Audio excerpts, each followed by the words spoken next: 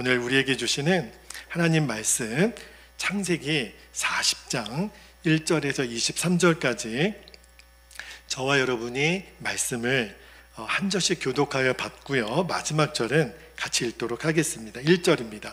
그 후에 애굽 왕의 술 맡은 자와 떡 굽는 자가 그들의 주인 애굽 왕에게 범죄한지라.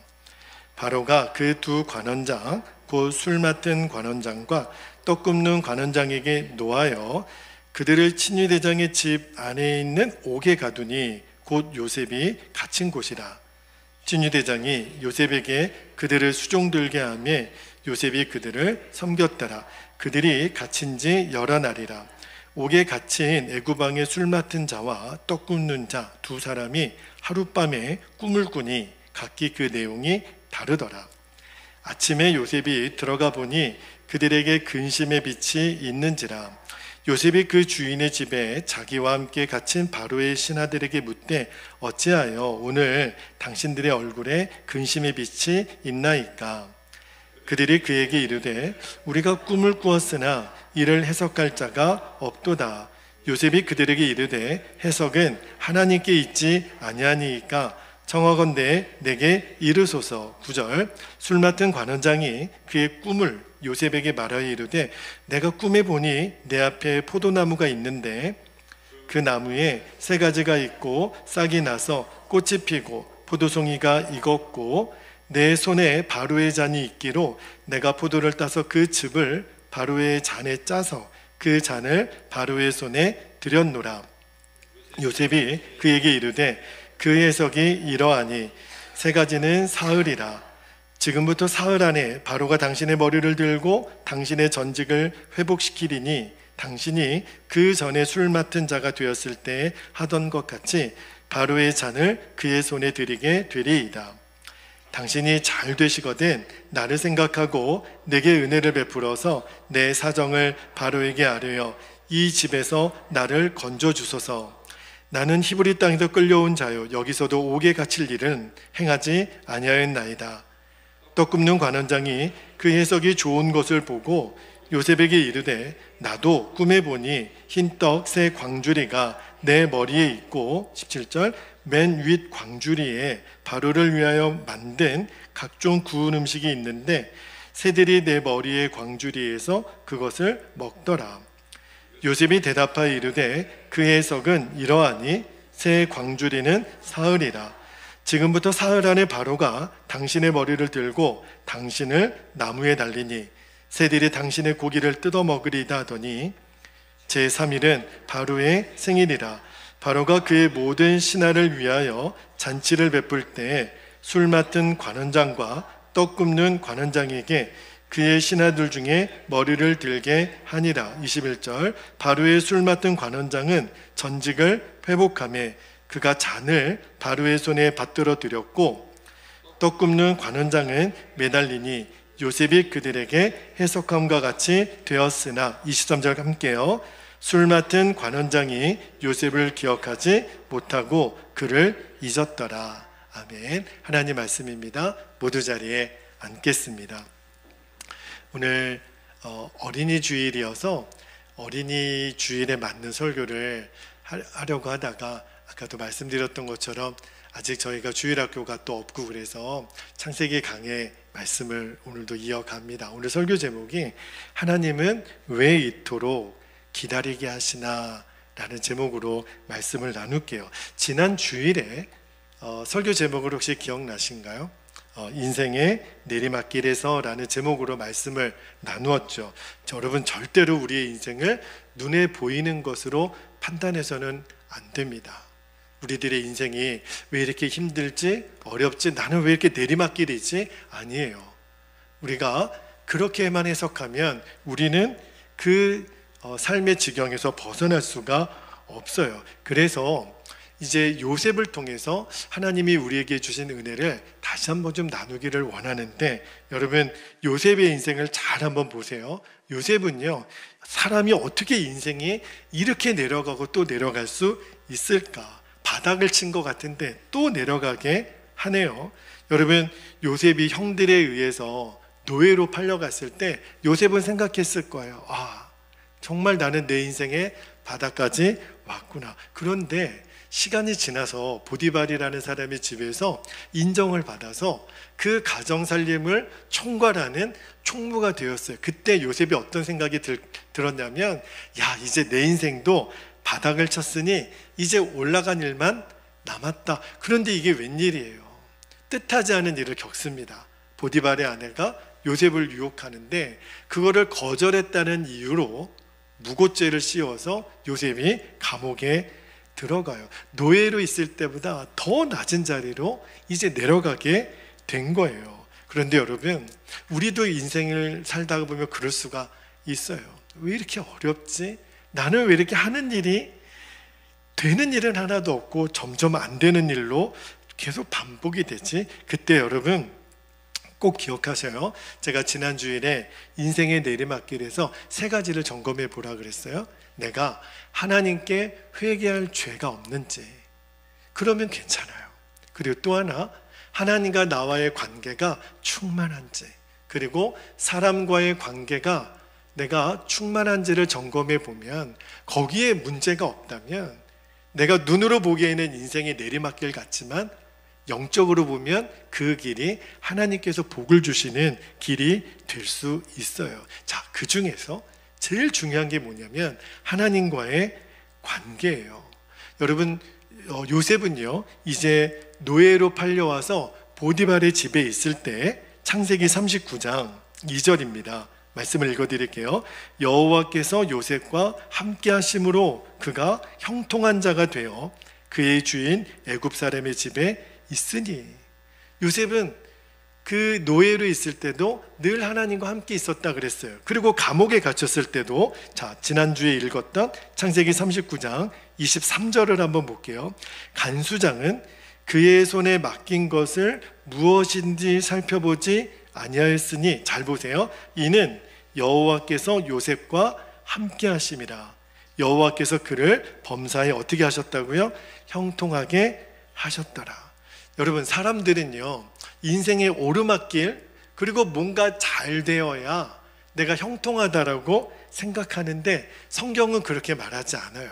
성경이 말하는 형통은요, 하나님이 나와 함께 하시는 그 상태가 바로 형통입니다. 이게 핵심이에요. 여러분, 인간적인 눈으로 보면 노예가 됐는데, 감옥에 갇혔는데 그게 무슨 형통이에요?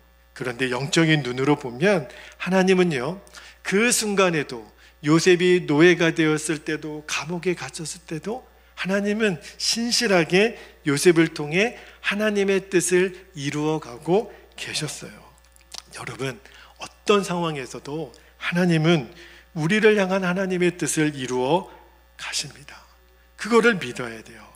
우리도 끝도 없이 인생의 나락으로 떨어지는 것 같은 그런 경험을 할 때가 있어요. 그때 여러분 꼭 기억하셔야 됩니다. 아니야, 나는 지금 떨어지는 것 같아도 하나님은 나를 통해 하나님의 뜻을 이루실 거야. 반드시 나를 올리실 때가 있을 거야. 그것을 정말 믿고 낙심하지 않게 되기를 바랍니다. 오히려 그때일수록 주님 안에 거하고, 오늘 찬양 중에 나의 안에 거하라 그랬잖아요. 끊임없이 주님을 바라보아야 돼요. 여러분, 오늘 우리가 읽은 이 창세기 40장, 그리고 다음 주에 보게 될 창세기 41장은 인생의 가장 밑바닥에 있었던, 이제 노예의 신분에서 죄수로 있었던, 창세기 40장은 감옥에 갇힌 노예 요셉의 이야기고요. 41장은 그랬던 요셉을 그의 인생의 가장 높은 위치에 세우세요. 어떤 위치요? 애굽의 총리가 되게 하세요. 어떻게 이 인생의 가장 밑바닥에서 가장 높은 자리로 하나님은 요셉을 올리시게 된다. 그 이야기를 오늘과 다음 주에 나눌 거예요. 여러분, 골짜기가 깊을수록 산이 높은 법이라고 그러죠. 여러분, 가장 밑바닥에 내려갔던 요셉을 가장 높은 곳에 세우시면서 이 요셉은요, 그대로 예수님을 예표하는 증인이에요. 여러분, 예수님은 이 세상에서 가장 낮고 낮은 십자가에 위해서 죽으셨죠. 그러나 그 예수님을 하나님은 부활하셔서 이제 가장 높은 곳에 이름을 허락하셨어요. 그 말씀이 어디 나오냐면 빌립보서 2장 9절 10절 말씀을 한번 볼게요. 이러므로 하나님이 그를 지극히 높여, 가장 낮은 십자가에서 지극히 높여 모든 이름 위에 뛰어난 이름을 주사, 10절에 하늘에 있는 자들과 땅에 있는 자들과 땅 아래에 있는 자들로 모든 무릎을 예수의 이름에 꿇게 하시고. 여러분, 이제 그러므로 중요한 것은요, 지금 내 인생의 그래프가 올라가고 있느냐 내려가고 있느냐, 이제 이게 중요한 게 아니에요. 정말 중요한 거는 내가 지금 예수님 안에 거하고 있는가, 나는 지금 하나님의 말씀대로 가고 있는가. 만약에 내 인생의 그래프는 올라가고 있는데도 하나님 말씀을 벗어났다면 오히려 위험한 상태예요. 여러분 꼭 기억하셔야 돼요. 내가 지금 하는 일이 잘 되고 아무런 불편함도 없고 승승장구하는데 내가 하나님의 말씀에 벗어나 있다면 오히려 그게 더 위험한 상태예요. 오히려 반대로 나는 내 인생에 지금 내리막길을 가는 것 같은데, 그런데 나는 지금 주님을 따라가고 있어요. 그러면 그 사람이 형통한 사람이에요. 제가 지난주에 내리막길에서 우리가 꼭 점검해야 될 세 가지를 나눴는데, 오늘 그와 동일한 말씀을 한 번 더 전하려고 그래요.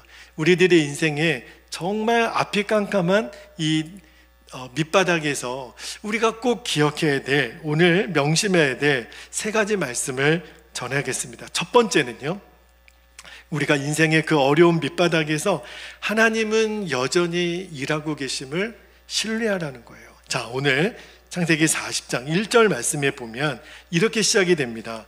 그 후에 애굽 왕의 술 맡은 자와 떡 굽는 자가 그들의 주인 애굽 왕에게 범죄한지라. 자, 1절 말씀에 보면 그 후에, 자 1절 말씀을 좀 띄워주세요. 그 후에라고 했잖아요. 이 단어를 좀 주목하셔야 돼요. 지금 육신의 눈으로 보면 요셉은 최악의 상황이잖아요. 그런데 창세기 40장은 그 후에, 이게 상징하는 게 뭐죠? 이제 요셉은 인생의 가장 밑바닥을 쳤지만 그 후에 뭔가 하나님이 새로운 국면을 요셉에게 맞이하게 될 거라고 하는 암시죠. 자, 요셉이 감옥에서 누구를 만나냐면 애굽 왕 바로 왕의 이 술 맡은 자와 떡 굽는 자를 만나게 돼요. 그리고 가만 보니까 그들이 꿈을 꿉니다. 그리고 꿈을 해석해주고, 그리고 나중에 술 맡은 관원장이 그 꿈 해석해 준 거를 기억하고 바로의 꿈을 해석해 줄 때 요셉을 불러요.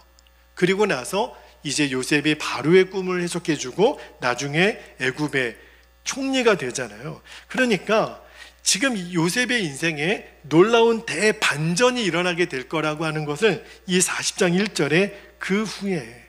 자, 여러분, 지금 여러분의 인생 가운데 정말 너무너무 힘들 정도로 내 인생에 더 이상 내려갈 곳이 없을 정도로 지금 밑바닥까지 내려갔다 할지라도, 다시 올라갈 가능성이 1%도 안 된다고 할지라도, 여러분 기억하십시오. 사람에게는 소망이 없는 것 같지만 하나님이 그 후에 역사를 준비하고 계세요. 요셉은 캄캄했어요.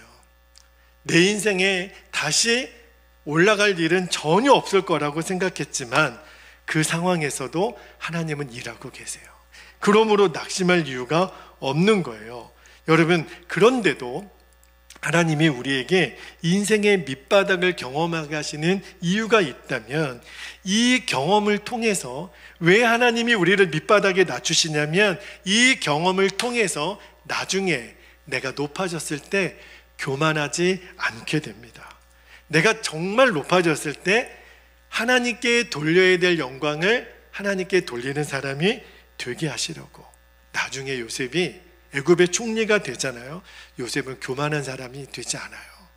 그는 그가 갖고 있는 권력을 남용하는 사람이 되지 않습니다. 끝까지 그의 인생을 다하는 그날까지 요셉은 충성스럽게 하나님이 그에게 맡겨주신 사명을 감당을 합니다. 어떻게 그렇게 됐을까요? 요셉은 경험했던 거예요. 내 인생의 가장 밑바닥의 경험을 했기 때문에. 그때 뭘 배웠을까요? 하나님만 의지하는 겸손을 배운 거예요. 여러분, 지금 여러분의 인생이 정말 밑바닥인 것 같을 때 절대로 낙심하지 않게 되기를 축복합니다. 하나님이 지금 일하고 계세요. 지금 나를 낮추시는 거예요. 왜요? 나중에 내가 높아졌을 때 하나님 앞에 교만하지 않고 사람 앞에 교만하지 않고 끝까지 사명의 길을 감당할 수 있는 사람이 되도록 겸손을 훈련시키는 거예요. 자, 두 번째, 우리가 인생의 밑바닥에서 꼭 기억해야 될 진리가 있어요. 낮아진 그 자리에서도 충성하라는 거예요. 자, 오늘 말씀 6절 7절 말씀을 한번 읽어드릴게요. 아침에 요셉이 들어가 보니 그들에게 술 맡은 관원장과 떡 맡은 관원장이죠, 근심의 빛이 있는지라. 요셉이 그 주인의 집에 자기와 함께 갇힌 바로의 신하들에게 묻되 어찌하여 오늘 당신들의 얼굴에 근심의 빛이 있나이까? 여러분, 술 맡은 관원장은 왕에게 술을 따라주는 사람이죠. 떡 굽는 관원장은 뭐 하는 사람이에요? 왕의 식사를 책임지는 사람. 그러니까 여러분, 술과 떡은요, 왕의 그 생명과 직결된 거를 감당하는 사람들 아닙니까? 음식과 술을 관리했던, 뿐만 아니라 나중에 이 술 맡은 관원장이 바로와 대화하는 장면을 보면 이분이 보통 권세가 있는 분이 아니에요. 왕에게 조언하기도 하고 때로는 사석에서 왕과 개인적인 말도 나눌 수 있는, 그러니까 이 술 맡은 관원장, 이 떡 맡은 관원장은 당시 최고의 권력자들이에요. 무슨 죄를 졌는지는 모르겠어요. 근데 바로가 너무 화가 나서 이 두 사람을 감옥에 쳐 넣습니다. 아직 판결은 받지 않아요. 미결수들이에요. 그런데 4절에 보니까 친위대장 보디발이 요셉에게 신신당부하기를 이들을 잘 수종하라고 그렇게 이야기를 합니다. 제가 지난주에도 여러분에게 그 말씀을 드렸어요. 요셉은요, 그 두 관원장들을 잘 수종들라고 하는 이 간수장의 이야기를 듣고 정말 최선을 다해서 그들을 섬깁니다. 뭘 보면 알 수 있냐면 매일매일 그들의 얼굴을 살폈던 거예요. 이날도 그들의 얼굴의 빛이 어두운 거예요. 근심이 가득한 거예요. 여러분, 이 노예에서 이제 죄수로 떨어진 요셉이 그들의 얼굴을 잘 살핀다고 해서 뭐 떡이 떨어집니까? 갑자기 죄수의 신분을 벗습니까? 누가 알아줍니까? 그런 것도 아니에요. 그런데도 요셉은 이 감옥에서도 하나님은 나와 함께 계셔. 노예가 됐을 때도, 죄수가 되었을 때도 하나님이 함께 계시는 것을 요셉은 진짜 믿었거든요. 왜 내가 여기까지 왔는지는 정확히 알지는 못하지만, 그러나 하나님이 허락하지 않으셨다면 이런 일은 없을 거야. 하나님의 허락하심이 언제나 최선인 것을 요셉은 믿었어요. 그래서 그 자리에서 자기가 할 수 있는 최선을 다합니다. 여러분, 노예였을 때도 그랬고 억울하게 감옥에 들어왔을 때도 여러분, 요셉은요 최선을 다했어요. 여러분, 여러분의 인생에 정말 나락으로 떨어졌을 때 왜 이런 일이 나에게 있는 거지? 그때 여러분이 이유는 알 수 없을지라도 여러분에게 맡겨진 일을 최선을 다하는 거예요. 때로는 억울할 수도 있어요. 누가 알아주지도 않아요. 그러나 하나님은 보고 계십니다. 하나님이 알아주세요. 너는 진짜구나. 이 상황에서도 내가 너와 함께함을 믿고 너는 최선을 다하는 나의 사랑하는 아들이고 딸이구나. 여러분, 만약 요셉이 그 낮아진 자리에서요 충성하지 않았다면, 요셉은 정말 충성을 다했거든요. 만약에 요셉이 설렁설렁 간수장이 나에게 그 감옥의 모든 살림을 맡겼어도 그냥 대충대충 일을 했다면 그날따라 술 맡은 관원장, 떡 맡은 관원장의 얼굴에 근심의 빛을 읽을 수가 없을 거예요. 여러분, 다른 사람이 근심의 얼굴이 있든 말든 나랑 무슨 상관이 있어요? 그죠? 그런데 요셉은 달랐다고요. 그냥 자기에게 맡겨진 일만 잘하면 되는 거였는데 그 왕의 두 관원장들이 감옥에 들어왔을 때 지금 그들도 마음이 쉬운 상태가 아니에요. 왕에게 지금 미움받아서 감옥에 들어왔는데 괜히 그들에게 왜 이렇게 얼굴에 근심의 빛이 있습니까? 말 한마디 잘못했다가 자기에게 화가 될 수도 있는 거 아니에요? 그런데 충성에 살한 요셉은 달라요. 비록 나는 죄수의 신분까지 낮아졌지만 최선을 다해서 술 맡은 관원장, 떡 맡은 관원장을 섬깁니다. 그러는 어느 날 그들의 얼굴에 근심의 빛이 있는 것을 보고 묻는 거예요. 무슨 어려운 일이 있습니까? 무슨 안 좋은 일이라도 있습니까? 그리고 우리가 오늘 읽었잖아요.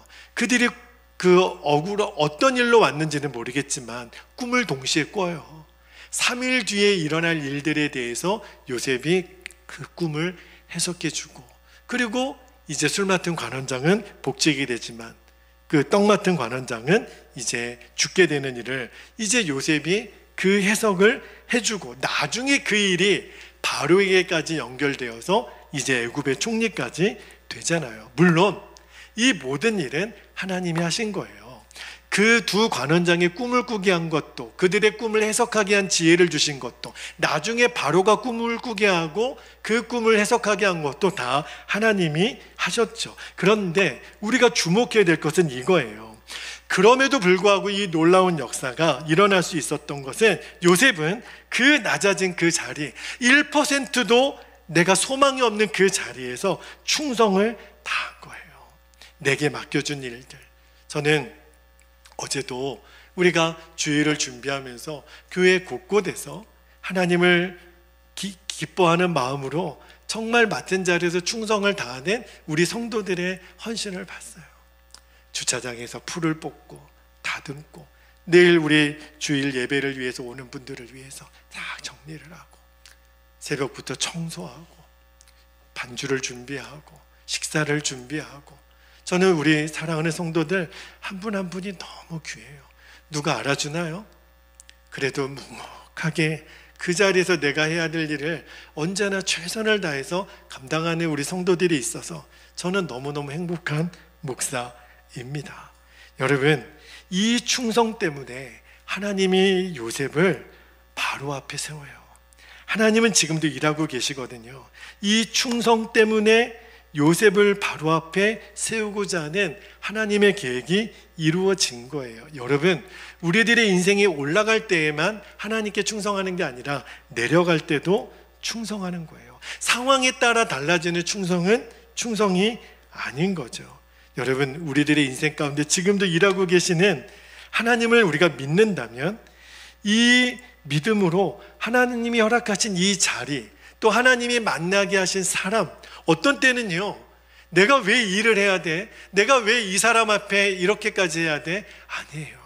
하나님은 알고 계세요. 하나님이 원하시는 것은 그럼에도 불구하고 충성을 하면 우리를 통하여 하나님의 계획이 이루어진다는 거예요. 마지막 한 가지만 더 나눕니다. 세 번째는, 여러분의 인생의 밑바닥에 있을 때 꼭 기억하셔야 돼요. 하나님의 때까지 기다리라. 오늘 14절 말씀에 보면 술 맡은 관원장의 꿈을 해석해주고 요셉이 그분에게 이렇게 부탁을 합니다. 14절 볼게요. 당신이 잘 되시거든 나를 생각하고 내게 은혜를 베풀어서 내 사정을 바로에게 아뢰어 이 집에서, 이 감옥에서 나를 건져 주소서. 여기 맨 마지막에 건져 주소서 원어를 보면 완료형으로 되어 있어요. 아직 일어나지 않지만 미래의 일임에도 불구하고 이미 이루어진 일로 요셉은 믿었다는 거예요. 여러분, 아직 일어나지 않은 일이지만 술 맡은 관원장의 꿈을 요셉이 해석해 줬잖아요. 그리고 이 술 맡은 관원장을 통해 하나님이 이 감옥에서 나를 건져 주실 것을 요셉은 분명히 믿었다는 거예요.